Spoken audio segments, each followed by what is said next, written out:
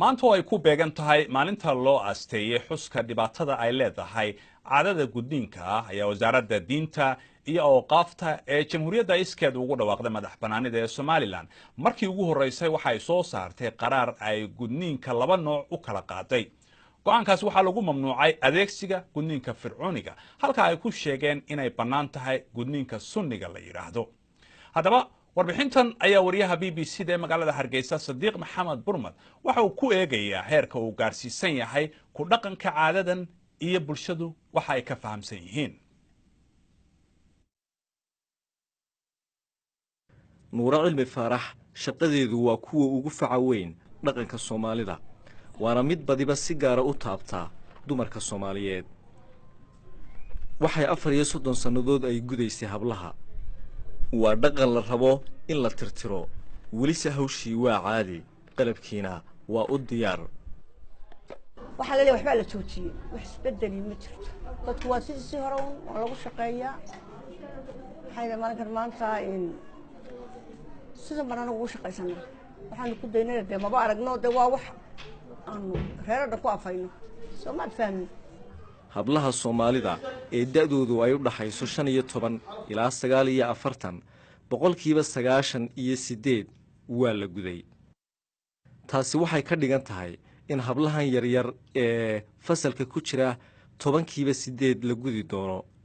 waana qaliin aan dhakhtar lahayn si ku oranaysa ii tolla oo iga shaqeena sama loo yara dhilay labada geesoodna waa la dhilayaa deedna irbad baad ku qabanaysaa bes dawadana waanu ku shubaynaa irbadan haatan waanu ku tayo dunta markaas awgeynaa waanu ku xiraynaa hadana sida waanu ku xiraynaa dhag Iida Maxamed Cabdi oo dhakhtarada ayaa ii sheegtay saameynta caafimaad ee gudniinku uu ku yeesho gabadha nolosheeda oo idil waxay keeni kartaa dhibteedu way dhib fara badan ay dumarku ku keeni kartaa markay gabar tahay iyo markay inaan tahay inaanta markay tahay waxay ku keeni kartaa in caadadu ku istaagto inay kaadadu ku istaagto waxyaabo fara badan ay ka dhaxli karaan waa waxaan wanaagsaneyn halkani waa mid kamid ah jaamacadaha Hargeysa waxaan u yimiisaan ardayda wax ugu weydiiyo maadaama ay yihiin waalidkii berri toole iyo madaxdii berriba waxay ka aaminsan yihiin gudniinka fircooniga su'aasha koobaad waxa weeye intiina yaa raba inuu ubadkiisa ama gabdhihiisa inuu ku sameeyo FGM gacanta ha taagan ciidima muuqato waa tahay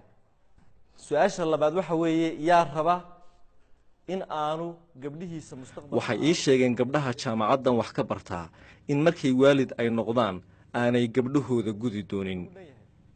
waxa uu ubadkayga maan gudeen sababtoo ah fircoonigu dhibaato badan buu leeyahay يعني وبنادم تنمو يعني رأي ديسك قفقة مالك قد عيا أما مستقبل كذا مالك قد عيا فإن شاء الله وحيا قرش السنة إني أنا كوسا من بنتي فرعوني قاعد وحموقتها سنسان يسبدل لكن وعي قلنت للسمايا ما همدتك أورنمي أي أسود شيدان وأنا يسبدل وقت قادم دونا صديق محمد برمد BBC هرقيسة